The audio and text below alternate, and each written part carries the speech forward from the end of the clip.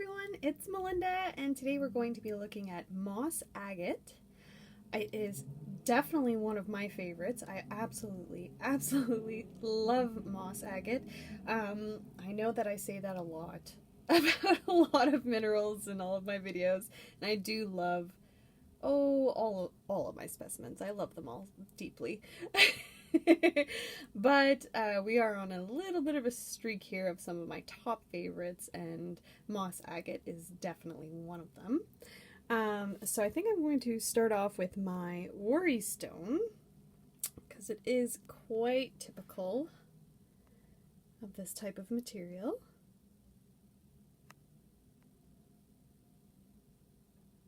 There we go. Isn't that wild? Oh, love it. Oh, I just love it. Okay, so Moss Agate is a semi-precious gemstone formed from silicon dioxide. It is a form of chalcedony, which includes minerals of a green color embedded in the stone, forming filaments and other patterns suggestive of moss.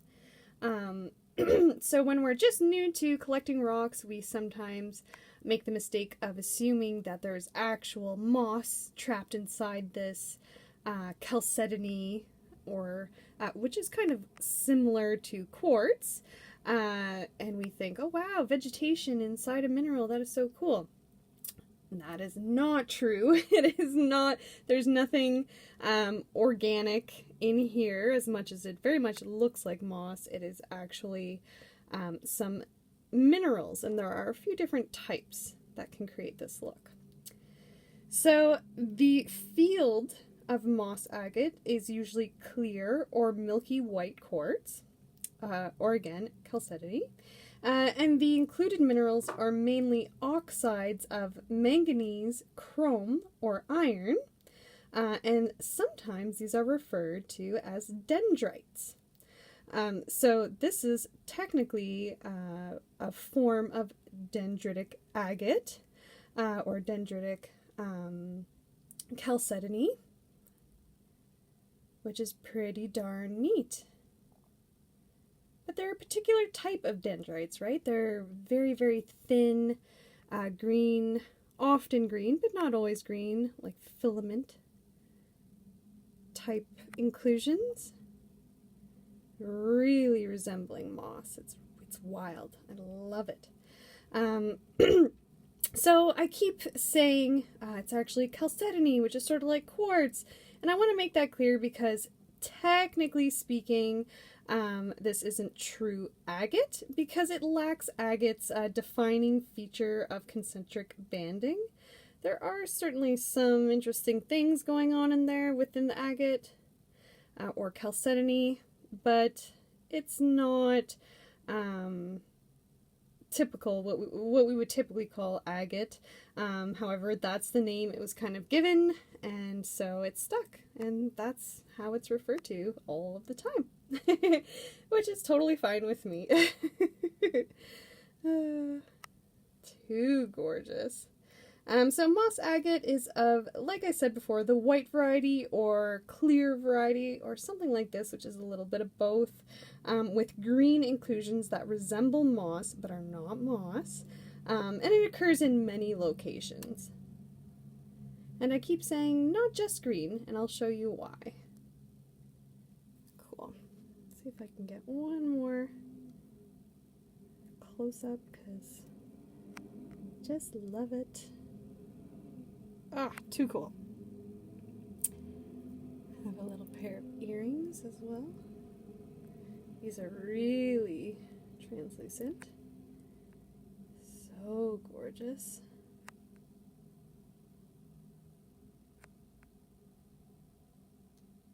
There we go. Beautiful.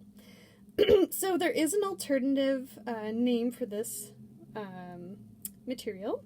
It is mocha stone. So sometimes you'll see these moss agates being called mocha stone. The name comes from the Arabian city of Mocha in Yemen, which was an ancient source for the gemstone. So it was it's kind of a nickname relevant to its history, and so sometimes sellers will include that name.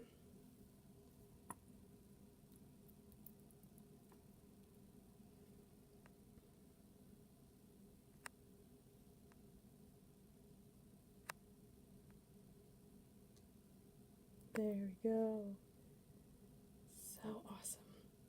So, as I keep saying, despite its name, moss agate does not contain organic matter and is usually formed from weathered volcanic rocks. So again, there's not really moss inside there, but it certainly looks like it, doesn't it? Totally amazing. So this is actually my very first specimen that I ever purchased when I was really, really new. It's literally one of the very first mineral specimens I purchased as an adult. And it was labeled as Moss Agate, and I had never heard of that, so I tried to get some clarification from the seller, who was, as you can probably guess, French-Canadian. And she just kept saying Moss Agate, Moss Agate, and I was like, okay, fascinating, interesting.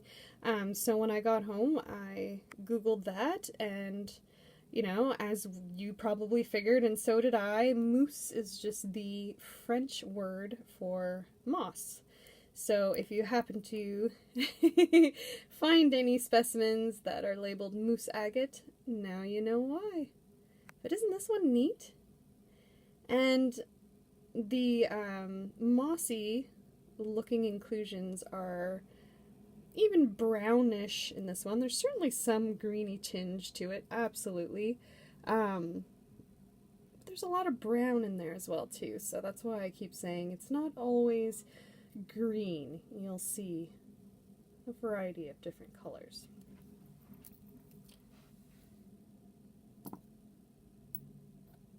And that leads into my next one. Here we go. That has moss agate and plume agate. This beautiful pendant was made by my dear friend Shelley Stoneworks. Absolutely gorgeous mineral jewelry, all types of jewelry. And she made this one for me. And she knew what I would love. Because I do. I love it so much. Oh my goodness.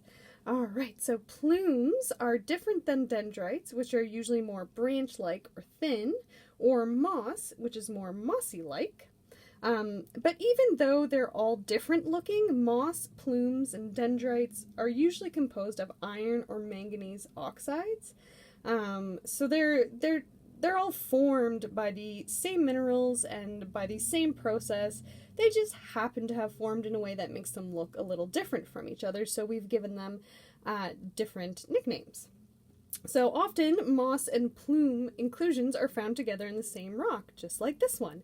So the plume would be the redder, more thicker, cloudier looking inclusions, whereas the moss is the green, kind of bushy, branchy looking material.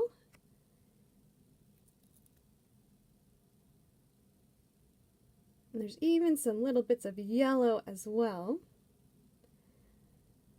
And again, despite those different colors, the yellow, the green, the red, even some oranges and all those different colors, despite them having maybe different shapes, different colors, hues, they are all formed by the same process and are typically composed of iron or manganese oxides. Super, super cool. And oh so beautiful. Get one more close-up.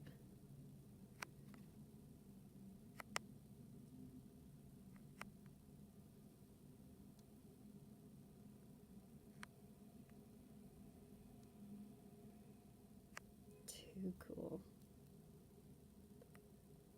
The back is neat too. Beautiful. So beautiful.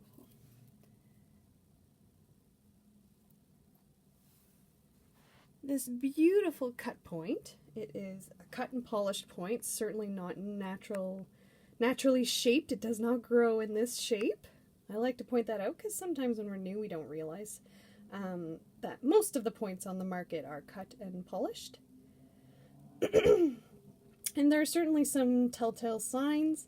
I will be making a video on points, natural and cut, and talking about the differences and how you can kind of tell, so look out for that video in the future.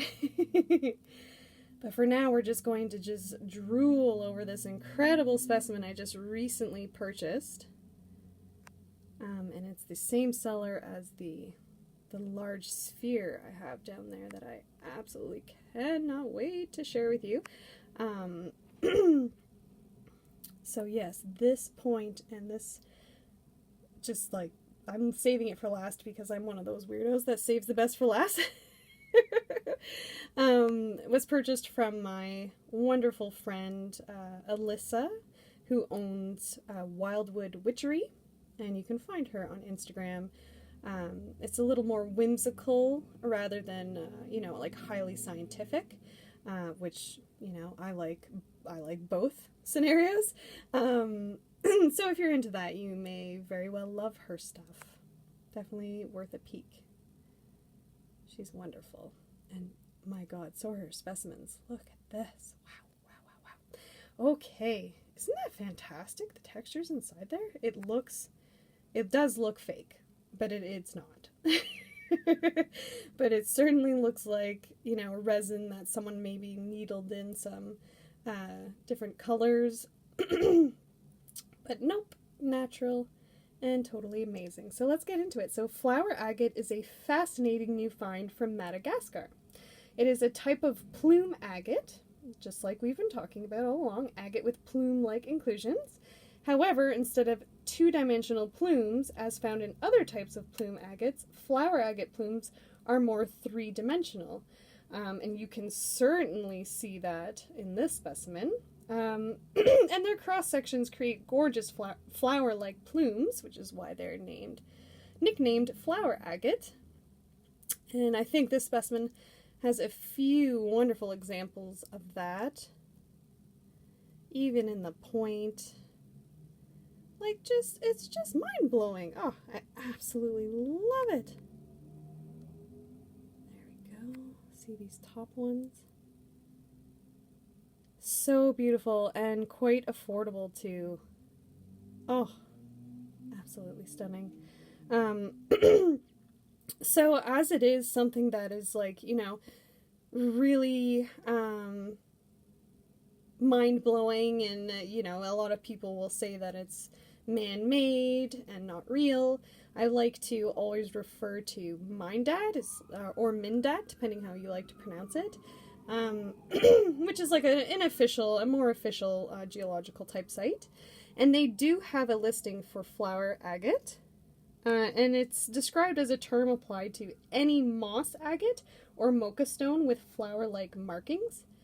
So even though it looks very, very different to the other moss agate and plume agate that we've been looking at, different colors, different textures and shapes, it is still created by that same process of having iron, manganese, and possibly other mineral inclusions leaching into it, becoming included in it as it grows. Yeah, just totally fascinating. There's even some green down here, little green, possibly chlorite. Oh, too cool. Just love this spot. Too neat. Alright. And like I said, the best for last. Beautiful. My new beautiful Moss Agate crystal ball. And you can see in there some of those red plumes, white plumes, some yellowy orangey iron included in there too.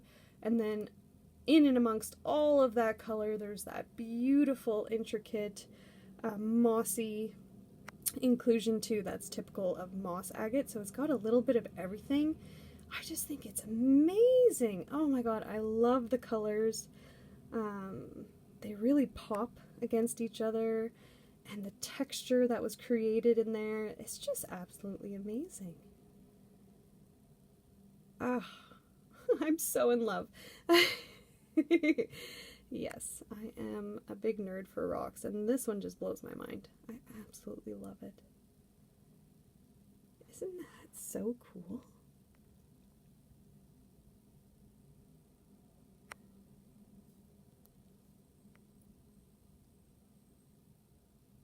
Totally amazing.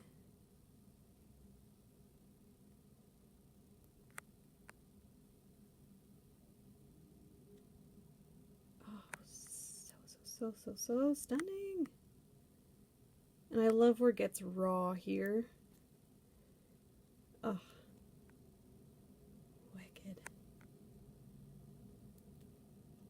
Totally wicked.